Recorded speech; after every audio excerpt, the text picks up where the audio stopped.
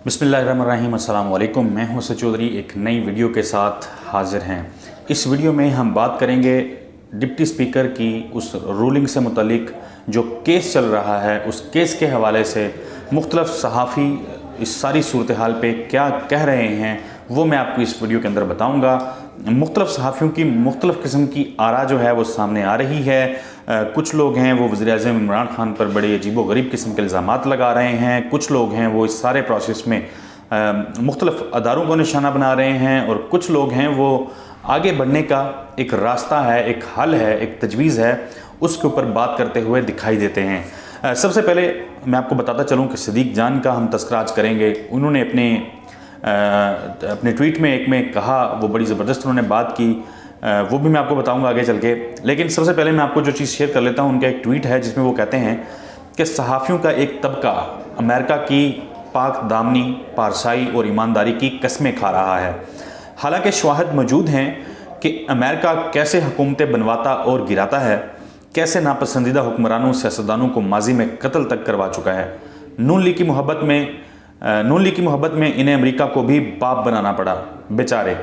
ये सहाफ़ियों के उस तबके की बात कर रहे हैं जिन्होंने कल रोज़ा रखा, उसके बाद वो सेशन देखने बैठ गए कि क्या बनता है। कुछ लोग पार्लियामेंट भी पहुँचे, फिर उन्होंने रोज़ा इफ्तार नहीं किया। उसके बाद से उनकी हालत जो है वो बहुत ज़्यादा ख़राब है, बहुत ज़्यादा परेशानी है उनके कैंप्स में। अजीबो गरीब किस्म के वो लोग ट्वीट्स कर रहे हैं, प्रोग्राम्स में बैठते हैं तो एक दूसरे को नोचने तक चले को जा रहे हैं।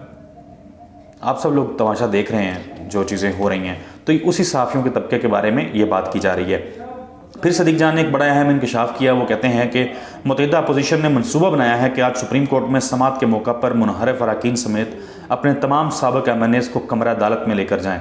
क्या इसका मकसद जजेस पर दबाव डालना और जुडिशरी को ब्लैकमेल करना है? ये बात अब देखें कि अदालत में मामला चला गया है। तमाम जो अदारे हैं उन्होंने सारा मुद्दा जो है उठा के ये अदालत के कंधे पे डाल दिया है। अदालत से अब वो फैसला लेना चाहते हैं, क्योंकि इमरान खान का जो सरप्राइज़ था वो किसी ने सोचा नहीं हुआ था, किसी की तैयारी नहीं थी, किसी का प्लान नहीं था कि अगर वज़ीर-ए-आज़म असम्बली तोड़ेंगे तो करना क्या है।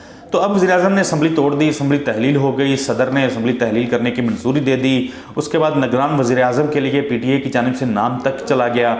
लेकिन हम बहस उसी में फंसे हुए हैं कि क्या जी किसी तरीके से रूलिंग जो है ये वापस हो जाए। तो इस हवाले से वो कह रहे हैं अदालत के ऊपर दबाव बढ़ाया जा रहा है। एक मीडिया कैंपेन है जो अदालतों से मुतल्लिक शुरू हो चुकी है, जिसमें बार बार कुछ लोग, बहुत सीनियर सहाफ़ी भी आके लिखते हैं कि अदालत जो है वो केस को सुन नहीं रही, अदालत जो है वो जल्दी फैसला नहीं कर रही, अदालत जो है वो कासिम सूरी की रूलिंग को जो है वो ख़त्म नहीं कर रही।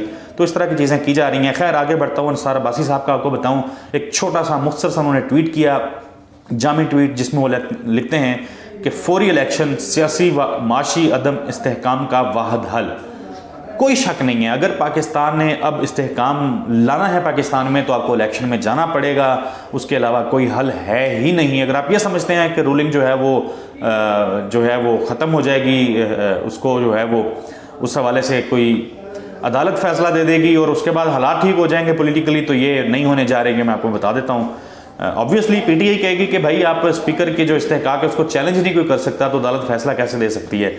फिर एक नई लड़ाई जो है वो हम देखने को पाकिस्तानियों को मिलेगी, एक नया तमाशा देखने को मिलेगा। तो खबर घुमन साहब ने भी इसी तरह की बात की। वो कहते हैं कि मौजूदा हालात में वाहिद हल इलेक्शंस हैं, लोगों को वोट के जरिए बोलने दो। आज सुप्रीम कोर्ट में नून लीग के चंद अरकान से बात हुई, वो इंतखाबात की तरफ जाना चाहते हैं। उनमें से एक साहब का कहना था कि जितना वक्त हम अदालत में गुजारेंगे उतना ही पीछे रहेंगे, बेहतर यही होगा कि जितना जल्दी हो सके आम इंतखाबात की तरफ चले जाना चाहिए। यही बात है, तमाम जमातें ये जानती हैं, लेकिन अब वो उनको पता है कि अवाम में हम मकबूल नहीं रहे। अवाम में हम जाएंगे तो लोग सवाल करेंगे कि भाई आप अमेरिका के सामने बिक गए, आप हमें भिखारी कहते हो, और तरह तरह के बहुत सारे सवाल हैं, एक लंबी फहरिस्त है। तो उससे डरते हुए अब कुछ लोग इलेक्शन में नहीं भी जाना चाहते। खबर घुमर साहब ने एक और ट्वीट किया। वो कहते हैं, हाय रे चीफ मिनिस्ट्री पंजाब, कल सबक गवर्नर सरवर और आज अलीम खान, मुद्दा एक ही है, एक ही लग रहा है, चीफ मिनिस्ट्री हमें क्यों नहीं मिली? क्या किस्मत पाई थी उस्मान बुज़दार ने, 3.5 साल हुक्मरान रहे। कल गवर्नर साहब जो हैं चौधरी सरवर, उन्होंने भी प्रेस कॉन्फ्रेंस की, इमरान खान से नाराज़गी का इजहार किया। आज अलीम खान ने एक चार्जशीट किया वज़ीर-ए-आज़म इमरान खान को, उनके कुछ अजीज़ हैं और रफ़क़ा हैं उनको, कि वो पंजाब में पैसा बनाते रहे, चीज़ें करते रहे। तो मैंने फिर देखा कि परवेज़ लाही कैंडिडेट आ गए हैं, तो फिर मेरा ज़मीर जाग गया। तो मैंने कहा मैं इसको सपोर्ट नहीं करूँगा, मैं हमज़ा शहबाज को सपोर्ट करूँगा। जबकि मैं आपको बता देता हूँ कि अलीम खान साहब जो हैं इससे पहले जब वज़ीर-ए-आज़म ने परवेज़ इलाही को वज़ीर आला पंजाब का उम्मीदवार नामज़द किया, उससे पहले अलीम खान जो हैं वो मुख्तलिफ MPs और MNAs को गारंटी करते रहे हैं कि नून लीग का टिकट आपको मिलेगा, आप तैयारी पकड़ो और हमने नून लीग में जाना है। तो ये ऐसे इल्ज़ामात आप कल तक उनके साथ रहे हैं, उनके खुशामदी रहे हैं आप, और आज आपका ज़मीर एक दिन में जाग गया और आप कहते हैं कि जी मैं इमरान खान की चैट है और मैं वो दिखाऊंगा और ऐसे कर दूंगा वैसे कर दूंगा। ये चैट आ जाती है, रेहाम खान आई थी वो चैट लेके आ गई थी, गुलाल अली आई थी वो चैट लेके आ गई थी, अब अलीम खान चैट लेके आ गए हैं, तो ये मामला चलता रहता है। आगे फिर वो लिखते हैं खावर घुमन साहब के आज अदालत में एक मौके पर फ़ारूक नाइक साहब थोड़ा जज्बाती अंदाज में बोले। स्पीकर ने रूलिंग के जरिए सारी अपोजिशन को गद्दार डिक्लेयर किया। इस पर कोर्ट के रिमार्क्स थे, डोंट गेट सेंटिमेंटल, कानून की बात करते हैं, ये सियासी बयानात हैं। तो इस हवाले से लोग बात कर रहे हैं। अरशद शरीफ साहब जो हैं वो बड़ी, उनके मैं देख रहा हूँ ट्वीट्स, मुसलसल देख रहा हूँ, वो बड़े ज़बरदस्त ट्वीट्स करते हैं। हालांकि मुझे उन्होंने ब्लॉक किया हुआ है, पता नहीं क्यों किया हुआ है, मुझे आज तक नहीं समझ आई कि उन्होंने मुझे ब्लॉक क्यों किया है ट्विटर के ऊपर। खैर उनके ट्वीट्स मैं देखता हूँ, फिर भी मैं उनको जाके वैसे गूगल सर्च करता हूँ सिस्टम पे जाके और फिर उनके ट्वीट्स देखता हूँ, क्योंकि ख़बरें हमने देखनी होती हैं और इसमें कोई शक नहीं है अरशद शरीफ साहब जो हैं वो पाकिस्तान के जो शानदार तरीन सहाफ़ी हैं उनमें से एक हैं, इसमें कोई दो राय जो है वो नहीं है। वो कहते हैं कि आइन भी वाज़े और स्पीकर जो है वो उसका इख्तियार जो है वो भी वाज़े है, मगर तशरीह फिर भी हो रही है। अतवार को शहबाज शरीफ ने ट्वीट की थी कि सुप्रीम कोर्ट नोटिस ले, और अतवार को अदालत लग गई। लोटों की खरीदो फरोख्त पर सदारती रेफरेंस पर फैसला भी आना है, मॉडल राउंड के 14 कत्ल का फैसला आना है। तो ये बेसिकली वो कह रहे हैं कि जब क्लियर है, आइन क्लियर है, आइन में लिखा हुआ है कि स्पीकर का इस्तेहकाक क्या है, बाकी चीज़ें भी क्लियर हैं, तो शहबाज शरीफ के ट्वीट के ऊपर जो है वो फिर नोटिस हो जाता है और अदालतें लग जाती हैं। आम आदमी को इंसाफ नहीं मिलता। मॉडल टाउन में कत्लेआम किया गया, लोगों को, औरतों को, खवातीन को गोलियां मारी गई, उनसे कोई पूछने वाला नहीं है, उनको कोई इंसाफ देने वाला नहीं है। यहाँ पे शहबाज शरीफ साहब जो हैं वो ट्वीट करते हैं और फिर अदालत लग जाती है, और फिर जो सारा हम देख रहे हैं ड्रामा आज सियासतदानों ने लगाया हुआ है टीवी पे, हम रोज़ाना देखते हैं इसी सुप्रीम कोर्ट की हियरिंग के हवाले से। फिर खबर लगी मीडिया में, मुख्तलिफ चैनल्स में, जंग जियो में लगी, वो खबर थी कि जी असम्बली में जो हुआ उस हवाले से DG ASPR से पूछा है जी कि आपकी रजामंदी शामिल थी, तो उन्होंने कहा जी एब्सोल्युटली नॉट। फिर कहा जी कि वज़ीर-ए-आज़म जो हैं वो उन्होंने दरख्वास्त की थी, फिर मिलिट्री के लोग उनके पास मिले थे और वो 3 जो है रास्ते फराहम किए गए और इस तरह की चीज़ें। तो अब ये DG ASPR तो हमारे हैं मेजर जनरल बाबर इफ्तिखार साहब, उनकी तरफ से किसी किस्म का कोई स्टेटमेंट नहीं आता, बयान नहीं आता, ट्वीट नहीं आता, प्रेस रिलीज नहीं आती, मगर सहाफ़ी हैं छोटे छोटे डिप्टी करें, वो छोटे छोटे बने हुए हैं, वो DG ASPR अपने अपने दफ्तरों में बैठ के जो दिल में आता है वो दाग देते हैं, बयान दाग देते हैं, ट्वीट दाग देते हैं, प्रोग्राम में बैठ के भी, टीवी के ऊपर बैठ के भी अजीबोगरीब झूठे प्रोपेगेंडे करते रहे हैं। लोग असम्बलियों पे हमले करवाते रहे हैं, पता नहीं किस किस को गिरफ्तार करवाते रहे हैं, कारकुनान से हमले करवाते रहे हैं। फिर DG ASPR क्या कह रहा है या फौज अस्करी ज़राए क्या कह रहे हैं वो कहते रहे हैं। फिर जब उस दिन हमने देखा वसीम बदामी साहब ने इसी तरह की बात की, अरशद शरीफ साहब ने उनसे सवाल किया, फिर उनको आगे से बात नहीं आ रही थी। तो अरशद शरीफ कहते हैं कि मेजर जनरल बाबर इफ्तिखार एक ख़ानदानी प्रोफेशनल सोल्जर हैं जिन्होंने कल ऑन रिकॉर्ड कहा कि फ़ौज का कल के सियासी मामला से कोई ताल्लुक नहीं। वो क्या वो आर्मी तहकीकात कराएंगे? वो कौन से ज़राए थे जिन्होंने ये खबर छपवाई कि फ़ौज मुज़ाकरात करवा रही है और एक तजवीज़ असम्बली तहलील करने की है? तो ये मुमकिन जो प्लान्स होते हैं उसको खबर बना दिया जाता है, अदारों के साथ जोड़ दिया जाता है। इमरान खान बार बार हालांकि उनकी हुकूमत को गिराने की साजिश से मुतल्लिक वो बात कर रहे हैं, लेकिन वो फिर भी कह रहे हैं कि फ़ौज जो है उसके खिलाफ मैं बात नहीं करूंगा, हमारी फ़ौज है, फ़ौज मजबूत होगी तो पाकिस्तान मजबूत होगा, इस फ़ौज की वजह से हम बचे हुए हैं। लेकिन कुछ लोग हैं जो किसी ना किसी तरीके से फ़ौज का कंधा इस्तेमाल करने की कोशिश करते हैं, अदालतों का कंधा इस्तेमाल करने की कोशिश करते हैं और ख़ुद से अपनी तरफ से वो खबरें ऐसी लगा देते हैं, ना उसकी फिर तरदीद आती है ना तस्दीक की जाती है। फिर अवाम भी सोचने पर मजबूर होती है कि ये तमाशा कौन लगा रहा है, किसके कहने पे लगा रहा है। तो इस तरह के सवाल उठना शुरू हो जाते हैं। आरिफ हमीद भट्टी साहब उन्होंने लिखा है कि सियासतदान जो हैं वो हर हाल में पार्टी का दिफा करते हैं, सहाफ़ी हुकूमतों पर गलत कामों की वजह से तनकीद करते रहते हैं और करना भी चाहिए, मगर किसी भी दूसरे मुल्क को पाकिस्तानी हुकूमत तब्दील करने की हिम्मत नहीं होनी चाहिए। यही बात हम कह रहे हैं कि जब दूसरे ममालिक पाकिस्तान की हुकूमतें तब्दील करेंगे तो ये सहाफ़ी किस लिए उनके ब्रोकर बन जाते हैं, इनकी समझ नहीं आती। अजीबो गरीब हमले इस अदालतों के ऊपर इन लोगों की जानिब से किए जा रहे हैं। आगे जाके मैं आपको बताऊंगा कि किस किस्म के ट्वीट्स हैं, संगीन इल्ज़ामात हैं जो अदालतों पे लगाए जा रहे हैं।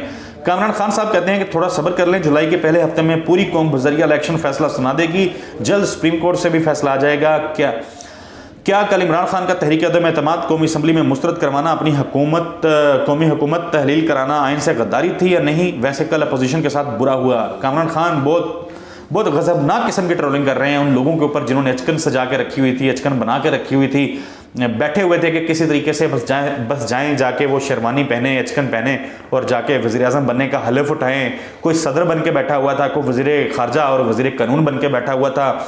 इंतकामी कार्रवाइयाँ क्या करनी है वो फैसले कर लिए गए थे। फिर डिप्टी स्पीकर कासिम सूरी ने सारा कुछ जो है उसका सत्यानाश करके रख दिया एक रूलिंग के जरिए। हामिद मीर साहब जो हैं वो बड़े खुश हुए अलीम खान की प्रेस कॉन्फ्रेंस पे, कहते हैं खबरदार होशियार, अलीम खान का खड़ाक सामने आ गया है। अब परवेज़ लाही भी कुछ ना कुछ कहने वाले हैं, बात निकली तो दूर तक जाएगी। कहाँ तक जाएगी हामिद मीर साहब, कहाँ तक जाएगी? आपने कहा था कि पार्लियामेंट पे हमला होने वाला है, आपने कहा था अगले दिन, मतलब छोड़ें, कल हमने पिछली वीडियो में बात की है।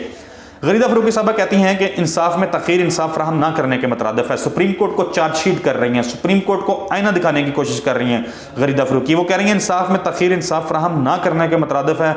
तसव्वुर करें, फ़र्ज़ करें अगर मुल्क में आज मार्शल लॉ लगा होता तो आइन इस सूरत में तोड़ा गया होता, मुअज़्ज़ज़ अदालत कहती सबको सुनकर फैसला देंगे। तो आज फिर वो वही बात कर रहे हैं जी, वैसे आज आप पर इंसाफ की जिम्मेदारी है, तहरीक इंसाफ की।